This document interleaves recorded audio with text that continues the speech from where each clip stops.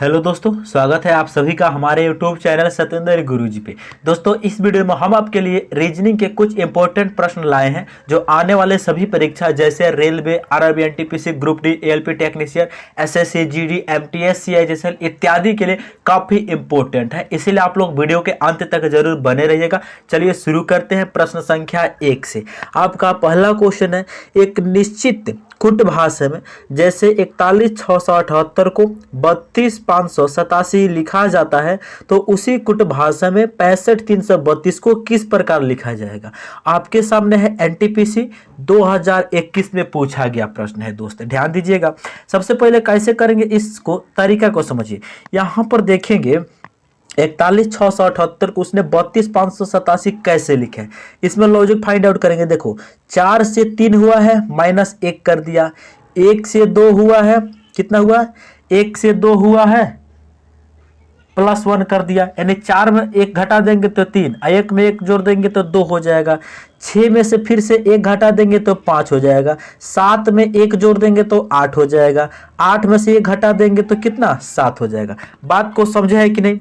यानी पहले -1 फिर +1, एक बार माइनस किया जा रहा है और एक बार प्लस किया जा रहा है। बातें को समझिए। जैसे यहाँ पर हम लिख ही देते हैं ताकि आपको समझ में आ जाएगा। देखो लॉजिक क्या है। 41,678 को उसने क्या कोड किया है भाई? कोड किया है 3 है, 2 है, 5 है, 8 है और 7 है। इसमें कोड समझ रहे हैं। 4 में से -1 कर देंगे 3 बनेगा। 1 में +1 करेंगे 2 बनेगा। 6 में से -1 करेंगे 5 बनेगा। 7 में 1 जोड़ेंगे 8 बनेगा। 8 में से 1 घटाएंगे 7 बनेगा। यानी पहले नंबर में -1 करना है, फिर +1, फिर माइनस, फिर प्लस, फिर 1। तो यानी कि 6 में से -1 करेंगे तो कितना बनेगा? 5 बनेगा। 5 में 1 जोड़ेंगे कितना बनेगा? 6 बनेगा। 3 में से 1 घटाएंगे 2 बनेगा। फिर 3 में से 1 जोड़ेंगे 4 बनेगा। 2 में से 1 घटाएंगे 1 बनेगा। अब बताइए 56,241 किस ऑप्शन में दिया है भाई? ऑप्शन सी में दिया है। तो इस प्रश्न का राइट आंसर ऑप्शन सी होगा। हम उम्मीद करते हैं कि ये प्रश्न आपको समझ में आ गया है। कैसे करना है? कुछ नहीं, पहले -1 कर दो, फिर +1, फिर -1, फिर +1, फिर -1। यानी पहले जो नंबर है उसमें -1 होगा, ठीक है। और 6 में से 1 घटेगा तो 5 से शुरू, ऑप्शन हमारा सी सही हो जाएगा।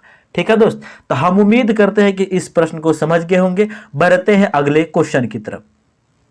चलिए, अगला क्वेश्चन है, दी गई श्रृंखला में अगला पद ज्ञात कीजिए। यहां पर जो क्वेश्चन मार्क है ना, इनके स्थान पर इस चारों ऑप्शन में से कौन सा ऑप्शन सही होगा बताना है। मेरे दोस्त, मेरे साथी ध्यान से देखेंगे।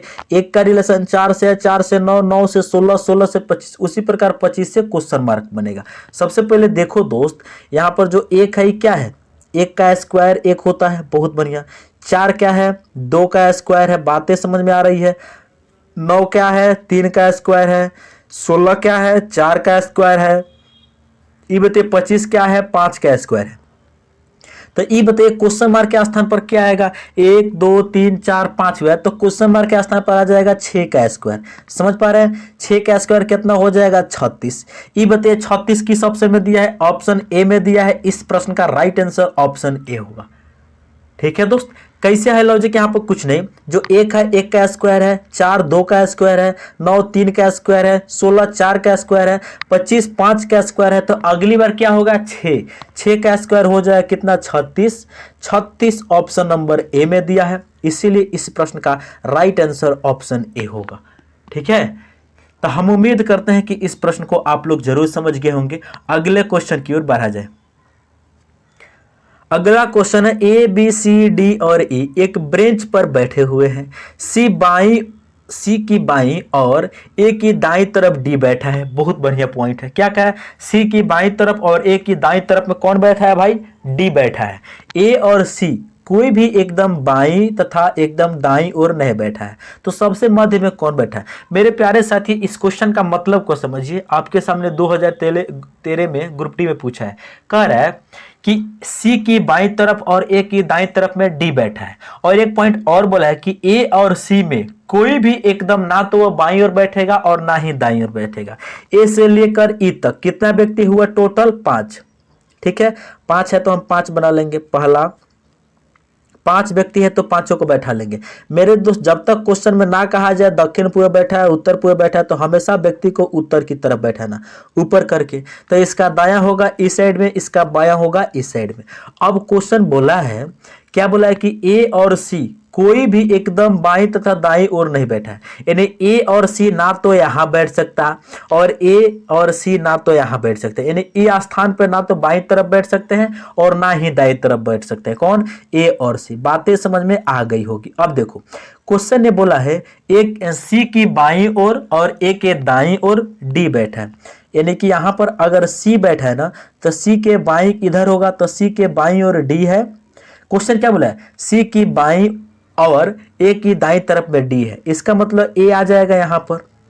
बातें समझ में आ रही है? सी की बाईं ओर और डी के दाईं ओर डी बैठा है, इसको उठा के हम इसमें पुट कर देंगे। क्वेश्चन ने बोला है ए यहां भी, ए को यहां नहीं लेना है और ए को यहां भी नहीं लेना है, तो इसका मतलब है कि ये गारंटी हो गया कि यहां पर ए आएगा, यहां पर डी आएगा, यहां पर सी आएगा। अब देखो बचा का बी और ई में से कौन किधर बैठा है? मेरे दोस्त बी यहां भी बैठ सकता है या फिर बी यहां भी बैठ सकता है, ई यहां भी बैठ सकता है, ई यहां भी बैठ सकता है, यानी बी और ई कोई कहां बैठेगा मालूम नहीं है। यानी कहने का मतलब देखो ध्यान से, अब हमारे पास दो बच्चे और हैं बी और ई, इनको कहां बैठाएंगे? अगर बी यहां पर बैठेगा तो ई यहां पर बैठेगा, अगर मान लेते हैं ई यहां पर बैठेगा तो बी यहां पर बैठेगा। ये बातें क्लियर नहीं है कि ई और बी कौन किधर बैठा है। क्वेश्चन बोला है कि तो सबसे मध्य में कौन है भाई? ई बताइए सबसे मध्य में 5 को व्यक्ति है, 2 गो इधर से छाटेंगे 2 गो इधर से छाटेंगे, सबसे बीच में कौन आएगा? डी आएगा। ऑप्शन नंबर किस में दिया है? ऑप्शन नंबर सी इस प्रश्न का राइट आंसर होगा। ठीक है दोस्त, हम उम्मीद करते हैं कि ये क्वेश्चन आपको जरूर समझ में आ गया होगा। बढ़ते हैं अगले क्वेश्चन की तरफ। चलिए अगला क्वेश्चन है, भारत है, हरियाणा है और अंबाला है, ये तीनों को कौन सा वेन रैंक में रखा जाएगा ताकि रिलेशन सही हो जाए? आपके सामने 2021 का क्वेश्चन है, करेंगे मेरे दोस्त। मेरे दोस्त जब भी वेन डायग्राम का क्वेश्चन है तो इन दोनों में रिलेशन ढूंढना। हरियाणा और भारत के बीच में क्या रिलेशन है? मेरे दोस्त एक रिलेशन है, जो हरियाणा है ना ये भारत के भीतर में आएगा, तो इसका वेन डायग्राम ऐसे बनाएंगे। अच्छा ये बताए हरियाणा और अंबाला के बीच में क्या संबंध है? हरियाणा और अंबाला के बीच में रिलेशन है, जो अंबाला है ना वो हरियाणा के भीतर आएगा। अच्छा तो इसका वेन डायग्राम कैसे बनेगा भाई? ये बताइए भारत और अंबाला के बीच में कोई रिलेशन है? हाँ बिल्कुल है, अंबाला भारत के अंदर आता है। ठीक है, तो इसका आरेख कैसा बनेगा? सबसे पहले हो जाएगा अंबाला, ये अंबाला हरियाणा के भीतर में आएगा और हरियाणा भारत के भीतर में आएगा। ये छोटा जो है ये क्या है? अंबाला, अ से अंबाला, ये क्या है? ह से हरियाणा, ये क्या है? भ से भारत। ऐसा बनेगा। ऐसा कौन सा ऑप्शन में दिया है भाई? देखो ध्यान से, ऑप्शन सी में दिया है। इस प्रश्न का राइट आंसर ऑप्शन सी होगा। सही दोस्त, हम उम्मीद करते हैं कि इस क्वेश्चन को आप लोग जरूर बढ़िया तरीके से समझ गए होंगे। आगे बढ़ते हैं हम लोग। चलिए अगला क्वेश्चन है, दिए गए विकल्पों में से लुप्त पद ज्ञात कीजिए। यहां पर जो लुप्त पद है ना हमें यही बताना है। आपके सामने 2021 का क्वेश्चन है एनटीपीसी का, ध्यान से देखिए, करिए आप लोग। चलिए हम बताते हैं, मेरे प्यारे साथी ध्यान से सुनेंगे। यहां पर कौन सा रिलेशन लगाए ताकि क्वेश्चन मार्क का वैल्यू आराम से निकल जाए। मेरे दोस्त ध्यान से देखेंगे। सबसे पहले देखेंगे इस जितना भी बॉक्स है ना इसमें 4 खंड बना हुआ है, एक यहां पर है, एक यहां पर है और एक यहां पर है और यहां पर 4 संख्या 4 खंड के अंदर है। यहां पर हम रिलेशन देखेंगे, इनके बीच में क्या रिलेशन। मेरे प्यारे साथी यहां पर क्या लिखा है? 34, 16, 22 और 28 है। इन सभी को आपस में ऐड करेंगे, कितना होगा? ऐड करके देखते हैं। 34 प्लस 16 प्लस 22 प्लस 28, इन सभी को ऐड करेंगे, कितना बनेगा? 4 और 6 10 और 2 12, 12 8 20 के 0 कैरी कितना? 2 2 और 3 5, 5 और 1 6, 6 और 2 8, 8 और 2 10। यानी इन सभी का जब हमने सम किया, यानी यहाँ पर जितना नंबर लिखा है इन सभी नंबर को आपस में ऐड किया तो कितना आ रहा है? 100 आ रहा है। बातें समझ में आ रही होगी। अच्छा यहाँ पर देखेंगे इसमें क्या लिखा है, इनको देखेंगे। यहाँ पर 18 32 20 30, 18, उसके बाद क्या है? 18 में प्लस करेंगे हम 32 को, 18 प्लस 32 प्लस 20 प्लस 30। ठीक है दोस्त, अब यहाँ पे हम इसको ऐड करेंगे। 8 और 2 10, 10 में 0 जोड़ेंगे 0, 0 में 0 जोड़ेंगे 0 के 0 हो जाएगा। 1 और 3 4, 4 और 2 6, 6 या 3 9, 9 यहाँ पर 8 2 10 के 0 हाथ में 1 था, तो ये 9 आएगा मिला देंगे तो कितना 10। यानी यहाँ पर भी जितना भी नंबर लिखे इन सभी का सम 100 आ रहा है। बातें समझ में आ रही होगी। अब देखो यहाँ पर इन सभी का ऐड करके देखते हैं, डायरेक्ट ऐड करते हैं। 42 में 8 जोड़ेंगे, 50 में 31 जोड़ेंगे, 81 में 19 जोड़ेंगे, 100। यानी इन सभी जितना भी सर्किल के भीतर है सभी का सम कितना आ रहा है, 100 आ रहा है। हम उम्मीद कर रहे हैं आपको समझ में आ रहा होगा। इन सभी को ऐड करेंगे तो कितना बन पा रहा है, 100 बन रहा है। इनका भी 100 बन रहा है, इनका भी 100 बन रहा है। तो मेरे दोस्त इनका भी 100 बनेगा ना। तो बात क्लियर, यहीं से बात हमारा समझ में आ रहा है, आंसर आ जाएगा। इन सभी को जोड़ने के बाद 100 आना चाहिए। तो यहाँ पर क्वेश्चन मार्क की जगह पर कुछ नहीं तो हम मान लेते हैं कि x है, x। और इन तीनों को जोड़ के देखते हैं कितना होगा। 32 में 18 को जोड़ेंगे कितना होगा, 50 होगा। 50 में 25 को जोड़ेंगे कितना होगा, 75 होगा। यानी इन सभी का सम कितना हो रहा है, 75। तो यानी कहने का मतलब x प्लस 75, इन सभी को ऐड करने पर कितना आना चाहिए, 100 आना चाहिए। बातें समझ में आ रही है आपको। यहाँ पर लिखते हैं, स्पेस की थोड़ा कमी है। x प्लस 75 इन सभी को जोड़ेंगे तो कितना आएगा, 100 आना चाहिए। x का वैल्यू हम निकालेंगे, 100 इधर है, 75 इधर प्लस में है, बराबर के उस साइड में जाएगा तो माइनस हो जाएगा। तो 100 में से 75 घटेगा तो कितना बचेगा, 25 बचेगा।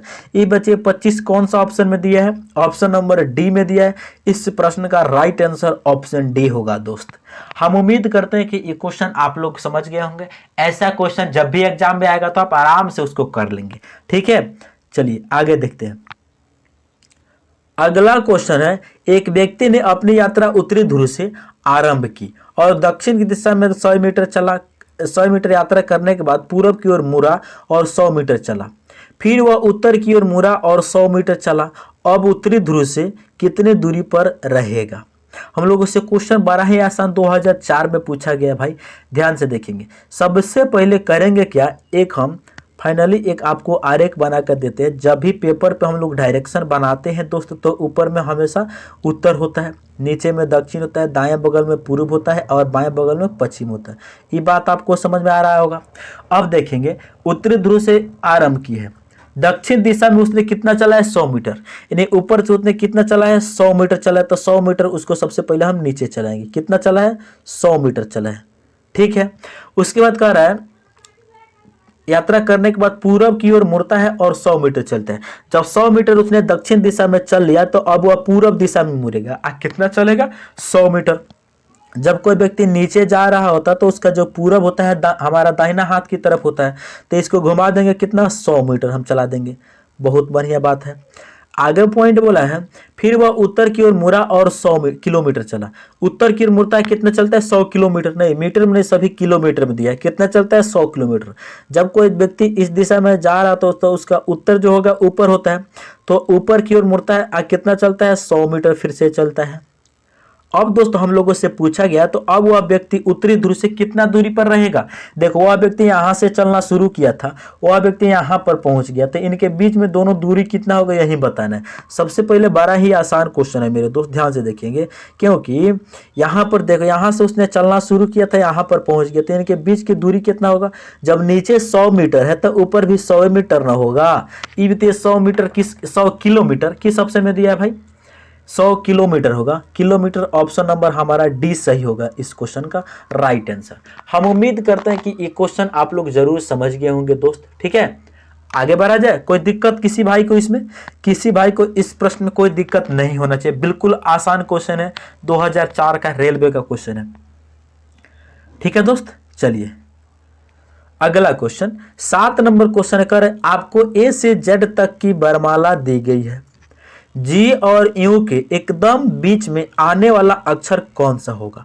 आपके सामने है। आरआरबी भुवनेश्वर एएसएम 2002 में पूछा गया, आरआरसी पटना ग्रुप डी 2014 में पूछा गया, आरआरसी इलाहाबाद में पूछा गया 2014 में। कहने का मतलब ये जो क्वेश्चन है 3 बार रिपीट कर चुका है दोस्त। हो सकता है आपके एग्जाम में रिपीट कर जाए, समझ पा रहे हैं। यानी सेम क्वेश्चन को इतना बार पूछा गया है, ये बात को समझिए आप लोग।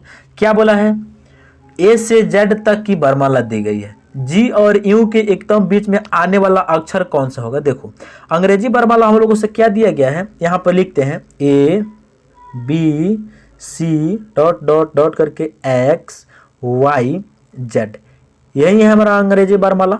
ये बातें सब कोई जानता है। अब देखेंगे दोस्त, यानी अंग्रेजी वर्णमाला के अपना कोई दायां बायां नहीं होता है। इसका बायां होगा हमारा बायां और इसका दायां होगा हमारा दायां। क्वेश्चन ने बोला है कि जी और यू के एकदम बीच में कौन होगा।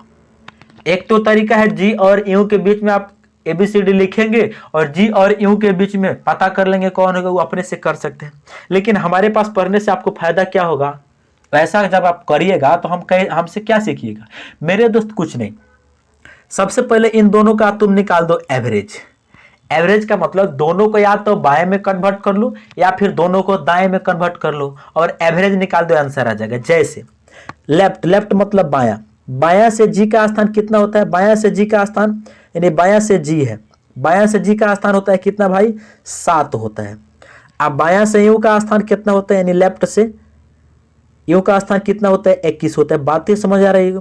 तो इनको तुम एवरेज निकाल लो। एवरेज का मतलब होता है दोनों को जोड़कर 2 से भागा देंगे, 7 + 21 भागा 2 करेंगे, 21 और 7 28 भागा 2 करेंगे, कितना हो जाएगा भाई, 14 हो जाएगा।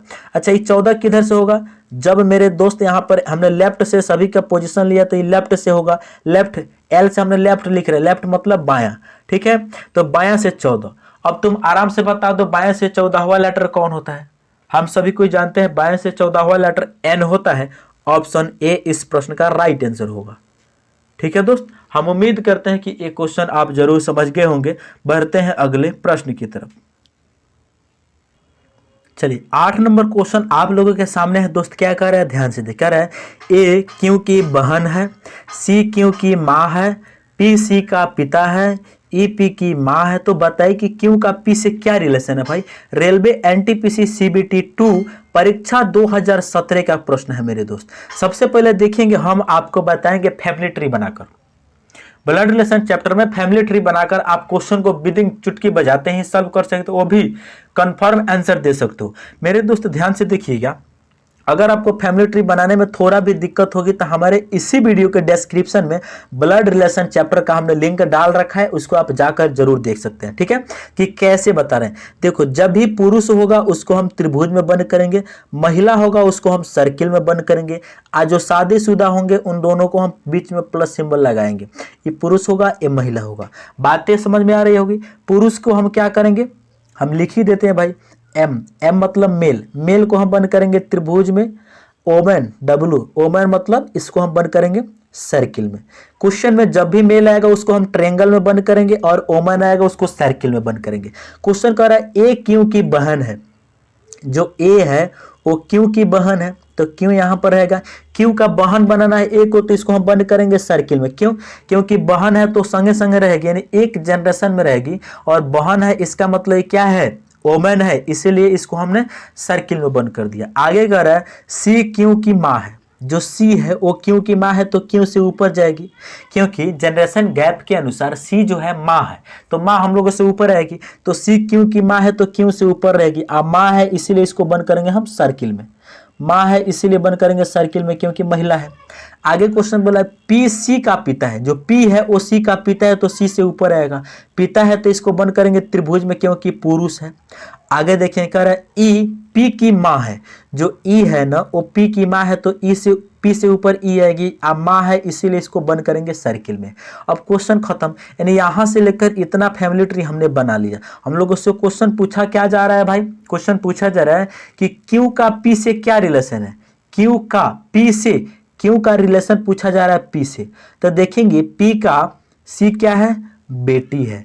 अच्छा, सी का क्यू क्या है, बेटी भी हो सकती है बेटा भी हो सकता है। क्यू का हमें लिंग मालूम नहीं है, तो इसका आंसर क्या होगा, जो क्यू है ना वो पी का या तो बेटी होगी, सॉरी क्यू जो है वो सी का या तो बेटी होगी या सी का बेटा होगा। लेकिन हमें पी के साथ रिलेशन बताना है, पी के साथ रिलेशन बताना है, तो हम क्या करेंगे, पी का क्यू कौन होगा, या तो पी का सी बेटी है, तो बेटी की अगर क्यों बेटा हुआ तो नाती होगा, बेटी हुई तो नतनी हुई, तो नाती या नतनी इस क्वेश्चन का राइट आंसर होगा। लेकिन किसी भी ऑप्शन में नहीं दिया है। जब इनका लिंग ही मालूम नहीं है तो हम इसका आंसर कंफर्म नहीं दे सकते, इसका आंसर ही कंफर्म नहीं हो पाएगा। तो इसका आंसर क्या होगा, निर्धारित नहीं किया जा सकता है। ऑप्शन नंबर बी इस प्रश्न का राइट आंसर हो जाएगा। ठीक है दोस्त, चलिए तो हम उम्मीद करते हैं कि आप लोग सभी प्रश्न को बहुत ही बढ़िया तरीके से समझ गए होंगे। यदि आप हमारे चैनल पर पहली बार आए हैं तो चैनल को जरूर सब्सक्राइब करें और अपने दोस्तों के पास शेयर करें। मिलते हैं नेक्स्ट वीडियो में। जय हिंद।